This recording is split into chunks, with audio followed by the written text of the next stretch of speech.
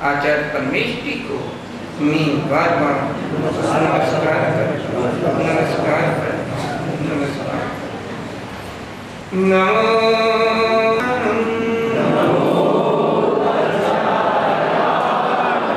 मैं उपाध्यायों को नमस्कार करता हूँ।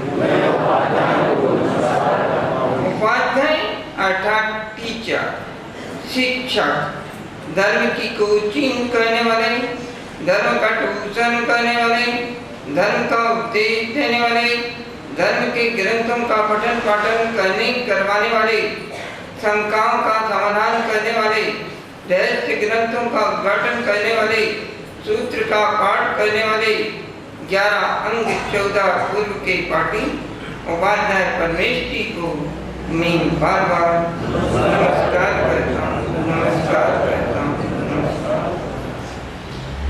नमो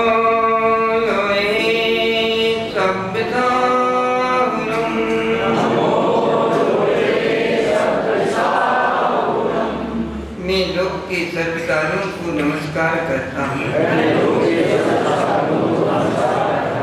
साधु कौन होता है? साधु वह होता है जो आरंभ और परिज्ञा से रहित होता है, दिल दुष्मार्गी परिज्ञा को नहीं रखता है, नीचे देखकर जीवों को बचाकर चला करता है, स्वकल्याण के लिए तत्पर है, अंतर्मुखी ऊर्ध्वमुखी होने के लिए मचल रहा हूँ, समता रस का पान किया करता हूँ, समता सामायिक में डूबा रहता हूँ। साधु अर्थात यति। यति कौन होता है?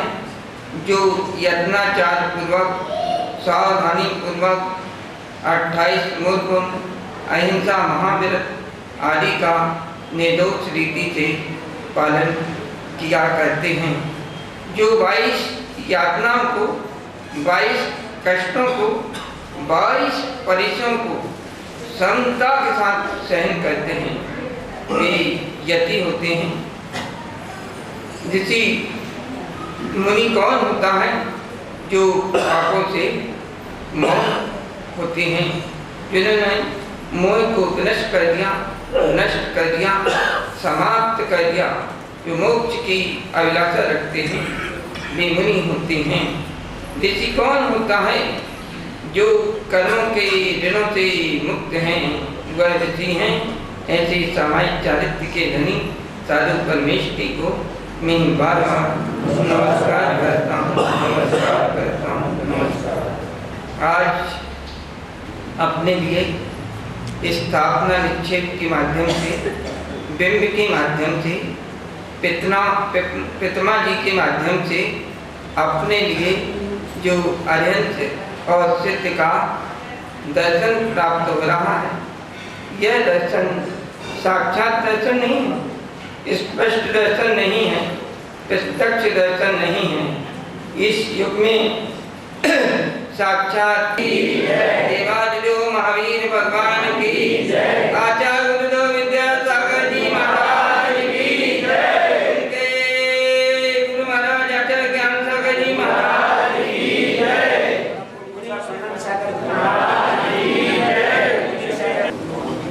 काम छोड़िएगा, शांत हो जाइएगा।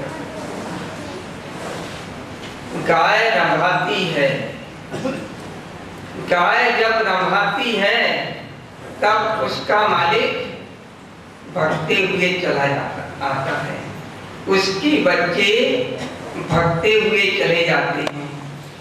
ऐसे गाय के रंभाने से जब उसका मालिक उसके पास भगता चला आता है, तो अब यहाँ 2 मुनि महाराज आए हैं, और जब वे रमाएंगे तो रम्य लाल के मंदिर में रमाएंगे। ऐसे मुनि महाराज आए हैं, उनकी रमाहट से आपके लिए आह्लाद पैदा होने वाला है। जैसे मालिक को चिंता हो जाती है कि गाय को कुछ आवश्यक है, ऐसे मुनि की जब आवाज निकलेगी, जब इनकी वाणी में रमहान होगी, तब आपके लिए भी कुछ उस मालिक के समान एक चिंता और एक जागृति पैदा होगी। आज यहाँ पर रविवारी प्रवचन है, रविवार के दिन रविवारी प्रवचन होंगे और कुछ दिन हम आएंगे और बाकी दिन महाराज जी की क्लास बालक अन्वेक्षा चलेगी। और यह जो चतुर्मास यहाँ पर प्रारंभ हुआ है, यह चतुर्मास सप्त जनालय वर्षावास के नाम से जाना जाना चाहिए। इस चतुर्मास का नाम होना चाहिए सप्त जनालय वर्षावास। ऐसा यह चतुर्मास जो समाज में एक खुशहाली पैदा करने के लिए आया है। आपसे मैं पूछना चाहता हूँ, आप सब लोगों के पास में कितनी मुट्ठियाँ हैं? कितनी मुट्ठी हैं? उन मुट्ठियों में क्या क्या है आपके पास? ये मेरा एक प्रश्न है, इसका जवाब है आपके पास? आपकी मुट्ठियों में क्या है? बताओ जल्दी। खाली नहीं है, वे दोनों मुट्ठियाँ भरी हैं। एक में पाप भरा है, एक में पुण्य भरा है, एक में अच्छाई भरी है, एक में सच्चाई भरी है, एक में नर्क है, एक में स्वर्ग है, एक में दुख है, एक में सुख है। ये दोनों चीजें आपके पास है। अच्छाई भी आपके पास है, बुराई भी आपके पास है, सुख भी आपके पास है, दुख भी आपके पास है। क्या चाहिए? क्या चाहिए? आप बोलो। सुख चाहिए, दुख चाहिए। सुख और दुख ये आपके द्वारा ही अर्जित किए जाने वाले हैं। सुख और दुख यह स्वकृत हैं, ये परकृत नहीं है, दूसरों के द्वारा नहीं मिलने वाले, ये स्वयं के द्वारा मिलने वाले हैं। जब कोई आदमी अच्छा काम करता है तो फिर क्या होता है? अच्छा काम करता है तो क्या होता है? माला पहनाओ, माला। राजकुमार को माला पहनाओ। क्यों पहनाओ राजकुमार को माला? अच्छा काम किया है इसलिए माला पहनाओ। तो सभी लोग कहते, चौधरी जी कहते मैं भी एक पहनाऊंगा, ये दानागंज वाले कहते मैं भी एक पहनाऊंगा, ये रामेलाल वाले कहते मैं भी एक पहनाऊंगा। सातों जनाले वाले माला लेके खड़े हैं उस राजकुमार के लिए। क्यों खड़े हैं? उसने अच्छा काम किया है, इसलिए उसको सब माला पहनाना चाहते हैं। जब वही राजकुमार जो थोड़ी देर पहले माला पहन के गया है, अब जब वही राजकुमार गलत काम करता है, हम भी एक, हम भी एक, हम भी एक। क्यों हम भी एक? अभी उसका सम्मान कर रहे थे, अब हम भी एक, हम भी एक, उसका अपमान क्यों? याद रखना, उसका सम्मान उसके अच्छे कार्य के द्वारा मिलेगा तो उसका अपमान उसके बुरे कार्य के द्वारा मिलेगा। आदमी रोने लगता है, चिल्लाने लगता, इनने मेरे साथ ऐसा कर दिया, गलत है। कोई तुम्हारे साथ कुछ नहीं कर सकता, तुमने जैसा किया है उसने वैसा किया है। तुम जब अच्छा काम करते हो तो तुम्हारे लिए सम्मान मिल जाता है, और जब तुम बुरा काम करते हो अपमान मिलता। अब इसमें रोने की क्या बात होगी? इसमें खुश होने की क्या बात होगी? एक जगह खुशियां मनाते हो, एक जगह मातम मनाते हो। याद रखना, आदमी के अच्छे काम को से ऊंचा उठाते हैं और आदमी के बुरे काम ही उसे नीचा दिखाते हैं। इसलिए जीवन में हमेशा अच्छे कार्य का पुरुषार्थ करना। अच्छे कार्य करोगे खुशहाली छा जाएगी, तुम्हारे परिवार में खुशहाली छा जाएगी, तुम्हारी समाज में खुशहाली आ जाएगी, तुम्हारे देश में खुशहाली आ जाएगी। तुम्हारे देश में, तुम्हारे राज्य में, तुम्हारे नगर में तमाम जगह खुशहाली आ सकती है। बस उस खुशहाली का एक रहस्य है, अच्छा खाना। जब चेहरे में 12 बजते हैं तो यह बुरे काम का परिणाम है। जब चेहरे में खुशहाली छा जाती है, उमंग उत्सव छा जाता है, यह अच्छे काम का परिणाम है। आप सफेद कपड़े पहन के आए हैं यहाँ, आपके सफेद कपड़े में एक धब्बा लग जाए तो क्या होगा? आपके सफेद कपड़े में धब्बा लगेगा। अब उसके कोयते को उसको देख रहे। अभी ताराचंद रोज इस गली से निकलता, जब तक कोई नहीं देखते थे उसको, कोई नहीं पहचानते थे। आज उसका कुर्ता जब छपा है तो सारे लोगों की दृष्टि चली गई। याद रखना, लोगों की दृष्टि बुराई की ओर बहुत जल्दी जाती है। लोगों की दृष्टि, देखो भैया बीच में मत करो कुछ, वो वीडियो एक तरफ अपन एक तरफ। तो लोगों की दृष्टि बुराई की ओर बहुत जल्दी चली जाती है, गुणों की ओर, अच्छाई की ओर कभी नहीं जाती। इसने कितनी मेहनत करके ये बिल्डिंग को बनाया है, इस भवन को, इस धर्मशाला को बनाया, जिसकी ओर किसी की दृष्टि नहीं जाती। जब वही काम, वही आदमी छोटी सी एक गलती कर देता है, लोगों की दृष्टि चली जाती है। आप लोग बुराइयों की ओर दृष्टि मत रखें, अच्छाइयों की ओर यदि झांक के देखेंगे, आपको वही सुख प्राप्त होने वाला है। आपकी दृष्टि बुराई की ओर चली जाती है, इसलिए आपके लिए दुख हो जाता है। याद रखना, बुरा जो देखन में चला, बुरा न मिलिया कोई, जो दिन देखूं आप ना, मुझसे बुरा ना कोई। अपने आप को देखिएगा। आदमी कभी अपने आप को नहीं देखता है, पर को देखता है। पर को देखने से क्लेश ही उत्पन्न होने वाला है। अपने परिवार को देखिए, अपने परिवार की व्यवस्था को देखिए, दूसरे के परिवार को मत देखिए। परिवार पा री वा र पा, पा मतलब जो पापों से बचा ले, पा री मतलब रिक्त होना, खाली होना, जो पापों से रिक्त हो गया है। फिर पा दी वा र बार, पर शत्रु के हमले से बचना है तो क्या करना होगा? पर शत्रु के हमले से बचना है तो आपके लिए परिवार रिक्त होना, खाली होना, पापों से रिक्त होना, खाली होना। जो पापों से रिक्त हो गया, खाली हो गया, उसके ऊपर कभी हमला नहीं हो सकता। जो पापों से भरा है, हमला उसके ऊपर होगा। जो बुराई से भरा है, देखो बुराई का घड़ा आज नहीं तो कल जरूर फूटता है। ये कहावत है। कितने दिन? 100 दिन लोहार की तो 100 दिन सुनार की तो एक दिन। ये कहावत प्रसिद्ध है, याद रखना। जब बुराइयां हैं तो उसका घड़ा ही एक दिन अवश्य फूटेगा। तो आप ये ध्यान रखें कि वार क्यों होता है, हमला क्यों होता है आपके ऊपर, आपके ऊपर वार, आपके ऊपर हमला।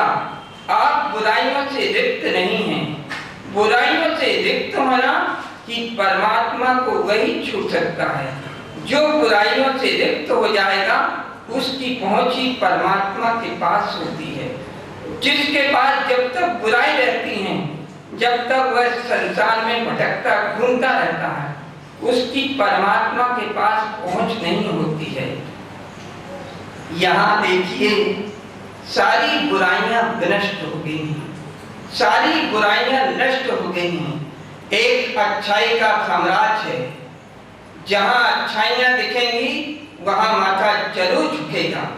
याद रखना, बेचरण चरण नहीं, बेचरण चरण नहीं जहां सिर न झुके, बेचरण चरण नहीं जहां सिर न झुके, और वह सिर से नहीं जो हर जगह झुके, वह सिर से नहीं जो हर जगह झुके।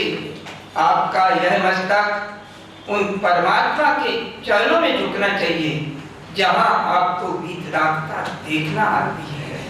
वीतरागता का दर्शन होता है। जहां वीतरागता पर प्रश्न चिन्ह हो, जैसे ताराचंद के कुर्ते में कलंक लगा था, वो काला छपा था, सब उसको देख रहे थे, ऐसे कहीं कुछ आ जाएगा तो वीतरागता पर एक प्रश्न चिन्ह होगा। याद रखना, जहां कुछ भी देखने में नहीं आ रहा है वहां तुम्हें सब कुछ मिल सकता है। और यहाँ देखो, यहाँ देखो, सब कुछ देखने में आ रहा, मांगना चालू कर दो, देंगे। तुम्हारे बाप का है, तुम्हारे बाप का है।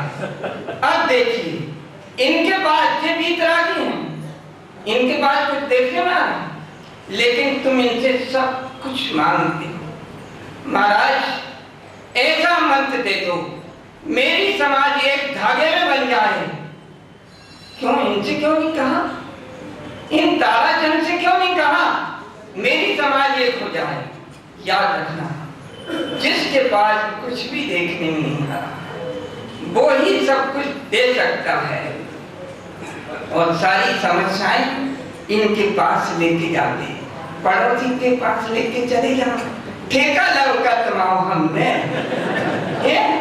जब मुसीबत आ गई हमारे पास आ गए, जब वे तुमने लाख रुपया पैदा करे थे जब नहीं आए हमारे पास कि 50 तुम ले लो, अब आ गए। चलो याद रखना, लेकिन ये ऐसा नहीं डांटते फटकारते, चलो ये कभी नहीं कहते। याद रखना, यह वीतरागता की विशेषता है। और जहां पर राग विनष्ट हो जाता है, राग नष्ट हो जाता है, वहीं वीतरागता देखने में आती है। वीतरागता सबको सुंदर लगती है। बोलो, एक बालक है, कपड़ा नहीं पहने हैं, सब उसको खींचते हैं, सब उसके गाल खींचेंगे, कोई हाथ खींचेगा। ऐसी वीतरागता होती जो सबको आकर्षित करती है। क्यों क्यों करती है? क्योंकि सारी बुराइयां विनष्ट होती हैं। यहाँ पर याद रखना, सारी बुराइयां नष्ट हो गई। और जब भी ये रंभाएंगे, जब भी ये चिल्लाएंगे, तुम भागे आओगे। लेकिन तुम चिल्लाते रहना, रंभाते रहना, कोई नहीं आने वाला तुम्हारे पास। याद रखना, यदि सबके चहेते बनना है तो अच्छाइयों पे कदम रखो, कोई उंगली ना उठा सके। जीवन में ऐसा काम करो, बस यही मनुष्य जीवन की सफलता है। सबसे बड़ी कुंजी है ये मनुष्य जीवन की, जहाँ बुराइयां विनष्ट हो जाती हैं। ऐसे ऐसे लोग हमने देखे हैं, गृहस्थ में भी ऐसे ऐसे लोग रहते हैं जो सारे लोगों के चहेते बन जाते हैं। यह तो देवता के समान है, यह तो भगवान के समान है। जहाँ भद्रता आ गई है, परिणामों में शांति आ गई है, जहाँ जीवन का टेढ़ापन हो गया है और जहाँ सीधापन अपनापन आ गया है, उनके लिए ही यह अवसर प्राप्त होने वाला है। ऐसा तुम्हें यह अवसर प्राप्त हुआ है। आपके लिए दो हाथ मिले, उन दोनों में मिट्टी है। कभी भी अपने दिमाग से ये बात निकाल देना कि दोनों हाथ खाली हैं, दोनों हाथ दोनों मुट्ठी खाली नहीं, दोनों मुट्ठियां भरी हुई हैं।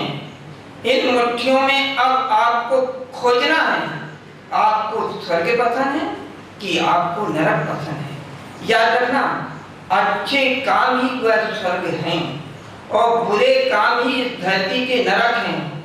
अभी इस धरती के नरक स्वर्ग को जानो, वहां के नरक स्वर्ग तो वो बाद में आपको मिलने वाले हैं। पहले यहाँ के नरक से समझ लो, समझौता कर लो। यहाँ के नरक की वेदनाएं सहन नहीं होती, वहां के नरक की वेदना क्या सहन करोगे तुम। याद रखना, जो प्रतिकूलता में भी अनुकूलता बना लेता है, उसके पास समता आके खड़ी हो जाती है। इनको कोई पंखे से मतलब नहीं, इनको कोई कूलर से मतलब नहीं। वह 9 तपा की गर्मी भी इनके लिए कुछ नहीं है। वह पूस माह की ठंड भी इनके लिए कुछ नहीं है। क्यों?